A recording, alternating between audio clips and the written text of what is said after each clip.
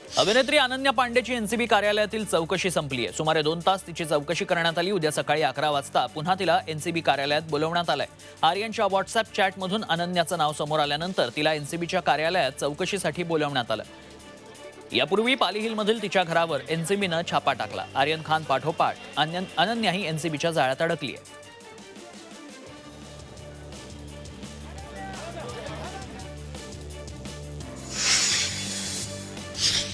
Drugs प्रकरणी अटकेत असलेल्या आर्यन खानचा जेलमधील मुक्काम आणखी वाढला। एनडीपीएस कोर्टाकडनं 30 ऑक्टोबरपर्यंत न्यायालयीन कोठडी वाढ करण्यात आली आहे। दुसरीकडे हायकोर्टानंही आर्यनच्या जामिनावर तातडीनं सुनावणी घेण्यास नकार दिला। त्यामुळे आर्यनला आणखी एक झटका बसलाय। त्याच्या जामिनावर मंगळवारी सुनावणी होणार आहे। शाहरुख खाननं मुलगा आर्यन खानची आर्थर रोड जेलमध्ये जाऊन भेट घेतली। पिता पुत्रांमध्ये 10 मिनिटं भेट झाली। गेल्या 18 दिवसांपासून आर्यन खान जेलमध्ये आहे। 2 ऑक्टोबरला आर्यन खानला अटक करण्यात आली। त्यानंतर पहिल्यांदाच शाहरुख खान आपला मुलगा आर्यन खानला भेटलाय।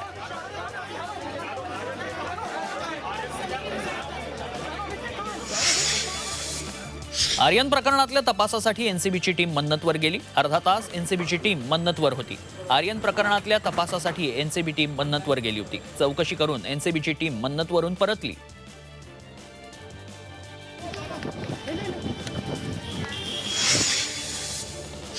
देशात विक्रमी लसीकरण झाल्याबद्दल पंतप्रधान नरेंद्र मोदींनी देशवासियांचं अभिनंदन केलंय। भारतात 100 कोटी लसीकरणाचा ऐतिहासिक टप्पा पार पडलाय। या विक्रमानंतर पंतप्रधानांनी देशातील डॉक्टर्स, नर्सेस, आरोग्य कर्मचाऱ्यांचे आभार मानलेत। भारतानं 100 कोटी लसीकरणाचा टप्पा गाठल्यानं WHOनंही दखल घेतली आहे। जगात सर्वाधिक लसीकरण केल्यानं WHOनं भारताचं अभिनंदन केलंय।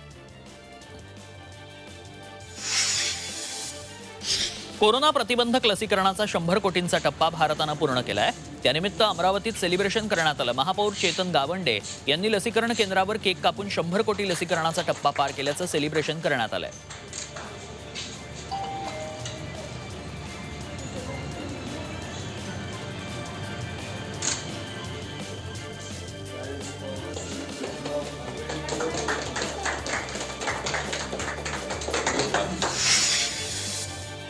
वाशिम जिल्ह्यात लसीकरणाची कवच कुंडल मोहीम गतिमान करण्यात आली आहे। सध्या अमरावती विभागात वाशिम जिल्हा लसीकरणात अग्रेसर आहे। जिल्ह्यातील 53.50% लोकांना कोरोना प्रतिबंधक लसीचा पहिला डोस मिळालाय। 29.32% लोकांचा दुसरा डोस पूर्ण झालाय। सध्या वाशिम जिल्ह्यात 89 केंद्रावर लसीकरण सुरू आहे। देशात 100 कोटी डोसची पूर्तता होत असतानाच पुण्यात 100% नागरिकांना पहिला डोस देऊन झालाय। आतापर्यंत सुमारे 26 लाख पुणेकरांनी कोरोनावरील लस घेतली आहे। त्यामुळे पुण्यात आज उत्साहाचं आणि आनंदाचं वातावरण पाहायला मिळालं।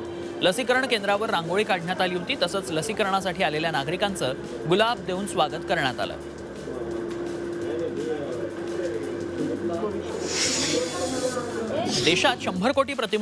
देशात कोरोना प्रतिबंधक लसीचे 100 कोटी डोस पूर्ण झाल्याच्या पार्श्वभूमीवर पुण्यातील ऐतिहासिक शनिवार वाड्यावर आकर्षक रोषणाई करण्यात आली आहे। शनिवार वाडा तिरंगी रंगात न्हावून निघालाय।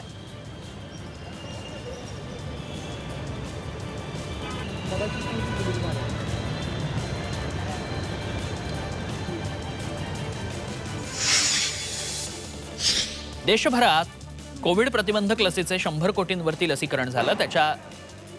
त्याचा लसोत्सव राज्यातही साजरा करण्यात येतोय। औरंगाबादेतील बिबिका मकबरा या पर्यटन स्थळावर तिरंगी रंगात रोषणाई करण्यात आली। स्थानिक आणि पर्यटकांनीही ही तिरंगी रोषणाई बघायला गर्दी केली आहे। देशातील 100 पर्यटन स्थळांवर आज लसोत्सवानिमित्त तिरंगी रोषणाई करण्यात आली आहे। दिल्लीत प्रसिद्ध कुतुब मिनारही तिरंगी विद्युत रोषणाई करण्यात आली। देशात 100 कोटी लसीकरणाचा टप्पा पूर्ण झाल्यानं ही रोषणाई करण्यात आली आहे। देशभरात आज लसोत्सव साजरा केला जातोय। केंद्र सरकारनं सगळ्या ऐतिहासिक वास्तूंवर रोषणाईच्या सूचना दिल्या होत्या। त्यानुसार देशातील 100 पर्यटन स्थळावर आज लसोत्सवानिमित्त तिरंगी रोषणाई करण्यात आली आहे।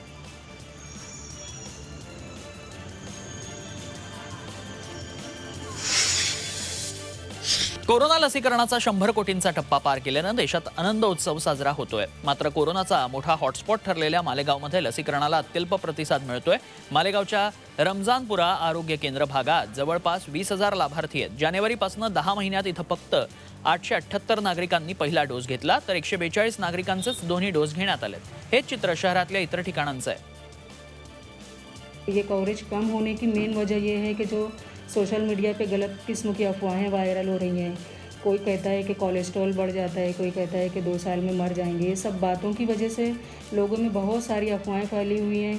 तो हम लोग को एरिया में जाकर उनकी ब्रेन वॉशिंग करना पड़ती है, उनको समझाना पड़ता है। उसके बाद बहुत कम लोग तैयार होते हैं वॅक्सिनेशन के लिए।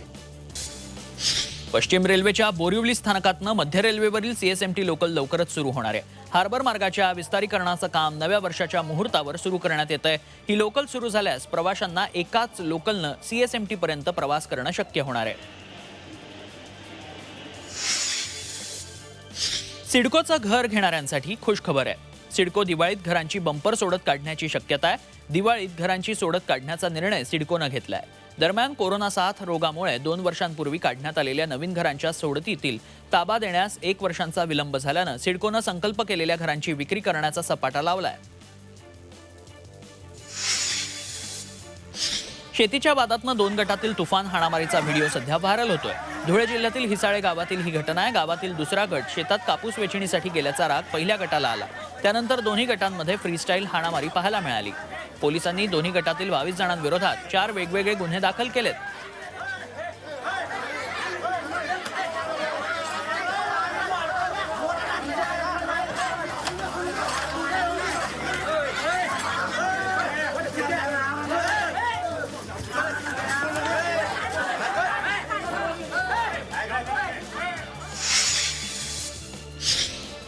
नालासोपाऱ्यात 2 गटात तुफान हाणामारी झाल्याचा एक व्हिडिओ व्हायरल झालाय। सोसायटीच्या जागेचा बोर्ड लावण्याच्या वादातनं ही मारामारी झाली असल्याची प्राथमिक माहिती समोर आली आहे। नालासोपारा पूर्व रेल्वे ट्रॅक जवळील यशवंत विवा मॉल टाउनशिप जवळील मुख्य रस्त्यावरील रात्रीची ही घटना आहे। या प्रकरणी 7 जणांविरोधात गुन्हा दाखल करण्यात आला असून 3 जणांना पोलिसांनी ताब्यात घेतलंय।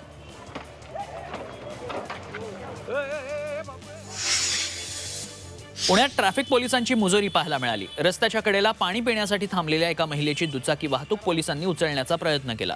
गंभीर बाब म्हणजे ही महिला दुचाकीवर बसलेली असतानाही तिची गाडी वाहतूक पोलीस उचलत होते। या सगळ्या घटनेचं मोबाईल चित्रीकरण केलं जात असल्याचं कळताच वाहतूक पोलीस तिथून पसार झाले।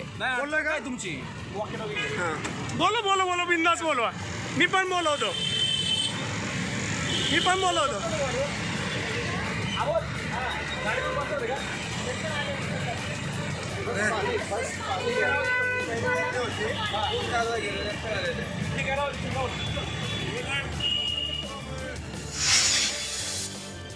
पुणे जिल्ह्याच्या शिरूर तालुक्यातील पिंपरखेड इथं दिवसाढवळ्या बँक ऑफ महाराष्ट्रावर दरोडा पडलाय। दरोडेखोरांनी बंदुकीचा धाक दाखवत बँकेतील 31 लाख रुपयांची रोकड तसंच 2 कोटी रुपयांचे सोनं लुटल्याची माहिती समोर आली आहे। 5 ते 6 दरोडेखोर आले होते। दिवसाढवळ्या 4 चाकी वाहनातनं येऊन बँकेत त्यांनी दरोडा टाकला।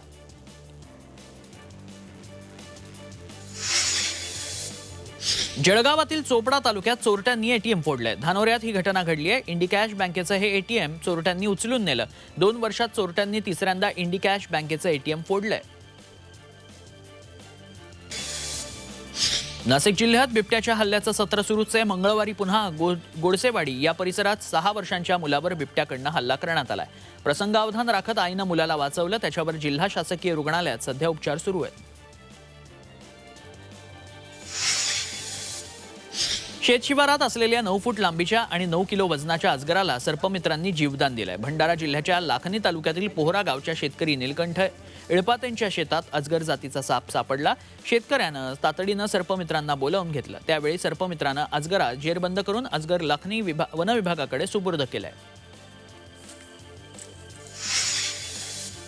गडचिरोली जिल्ह्यातील धानोरा कोरची तालुक्यात रानटी हत्तींचा धुमाकूळ सुरूच आहे। ओडिशा छत्तीसगडच्या जंगलातनं गडचिरोलीत हे हत्ती दाखल झालेत। सुमारे 10 ते 12 हत्तींचा कळप पिकांची नासाडी करतोय। रानटी हत्तींच्या वर्तनाचा अंदाज येत नसल्यानं स्थानिक वन कर्मचारी हत्तींच्या कळपावर लक्ष ठेवण्यात। साताऱ्यातील जागतिक वारसा असलेल्या कास पठारावर अज्ञात व्यक्तीनं चक्क जैविक कचरा जाळल्याची धक्कादायक बाब उघडकीस आली आहे। एकीव गावच्या रस्त्याजवळ औषधांच्या बाटल्या, गोळ्यांची पाकिटं असा जैविक कचरा जाळण्यात आला। यामुळे या भागात दुर्गंधी पसरली आहे। नियमांचा भंग करून हा कचरा जाळण्यात आलाय। यामुळे जैवविविधतेचं नुकसान झालंय। अकोल्यात पोलिसांनी छापा मारून 500 ग्रॅम ब्राऊन शुगर जप्त केली आहे. या ब्राऊन शुगरची बाजारातील किंमत 7.5 लाख रुपये इतकी आहे. अकोटमध्ये केलेल्या छापेमारीत एका तरुणाकडनं पोलिसांनी ही ब्राऊन शुगर जप्त केली. या प्रकरणी अफजल खान नावाच्या तरुणाला अटक करण्यात आली आहे. मालेगावमध्ये विक्रीच्या उद्देशानं चरस बाळगणाऱ्या तिघांना नाशिक परिक्षेत्राचे विशेष पोलीस महानिरीक्षक यांच्या पथकानं शिताफीनं ताब्यात घेतलंय. त्यांच्याकडनं सुमारे 1.25 लाखांचा चरस जप्त करण्यात आलाय. मोहम्मद सुईद, फारुख कुरेशी, रफिक मोहम्मद याकूब, मोहम्मद अमीन, समीउल्ला अन्सारी असं अटक करण्यात आलेल्या आरोपींचं नाव आहे. मालेगावच्या रमजानपुरा पोलीस ठाण्यात गुन्हा दाखल करण्यात आलाय.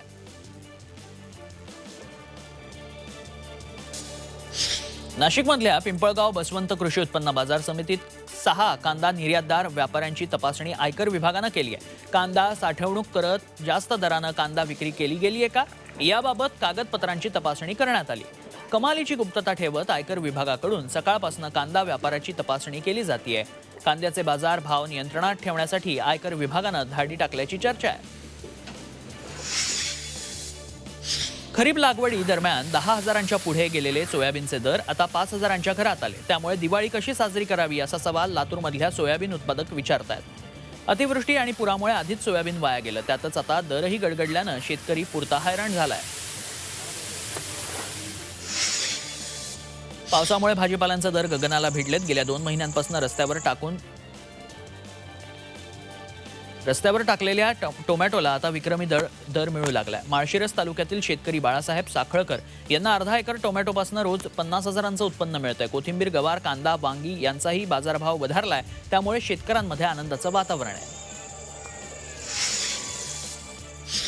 आरोग्य विभागातील गट क आणि ड ची भरती प्रक्रिया MPSC तर्फे राबवण्याची मागणी करण्यात आली आहे. यासाठी मुंबई उच्च न्यायालयात याचिका दाखल करण्यात आली. आरोग्य विभागाच्या परीक्षेत खासगी कंपनीनं घातलेल्या गोंधळानंतर ही मागणी करण्यात आली आहे.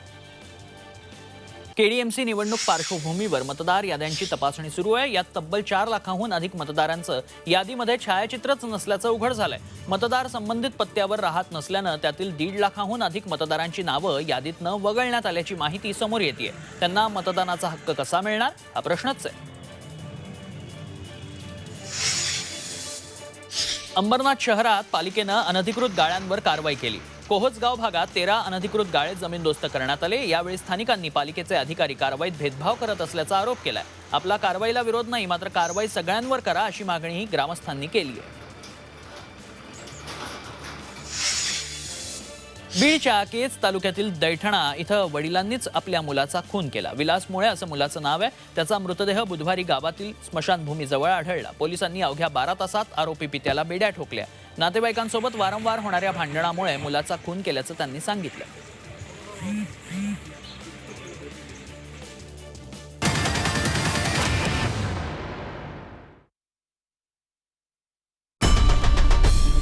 आई भवानीचा गजर म्हणजे